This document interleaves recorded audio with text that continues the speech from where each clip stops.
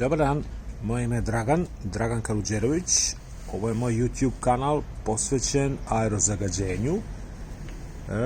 Znam da sam vas malo šokirao sa ovim slikama, ali ajde da pogledamo šta je ovo, malo iskrzano, ipak putujem, trenutno sam u jednom lepom mestašcu zvano Tuzi.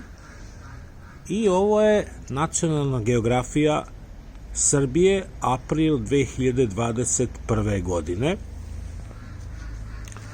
I tu ima dosta priče o aerozagađenju, međutim ono što je vama najzanimljivije je ovaj deo, gde se pokazuje da od ukupno 6,5 miliona umrlih od infarkta, u svetu 26% je od PM2,5, ishemijska bolest srca je 20%, hronična opstruktivna bolest pluća 40%, rak pluća 19%, 30%, dijabetes 20% i smrt novorođenčadi 20%. Znači, od ukupne smrti novorođenčadi 20% je zbog aerozagađenja. Samo da vidim dalje, znači još jednom, ovo je ozbiljan časopis, a ajde da vidimo časopis danas, to je sreda 29. decembar 2021. gde se jasno pokazuje da je za 11 meseci umrlo 123.492 osobe u Srbiji. Znači, otprilike 12.000, recimo 10-12.000 mesečno. Ako pogledamo ove brojeve ovde i vidimo procenat, doći ćemo da od tih recimo 10.000, 12, 3, 4.000 mesečno umire od aerozagađenja.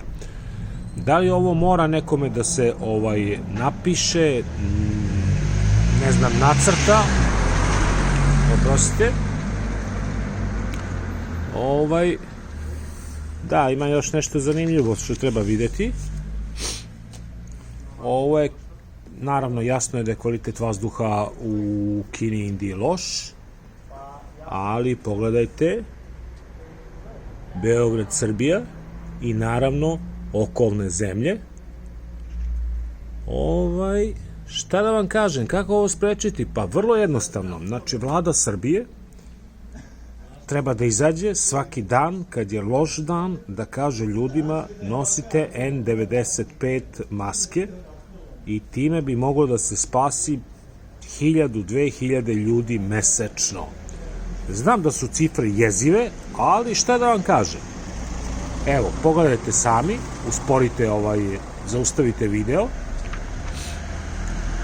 Procenti su vrlo jasno napisani.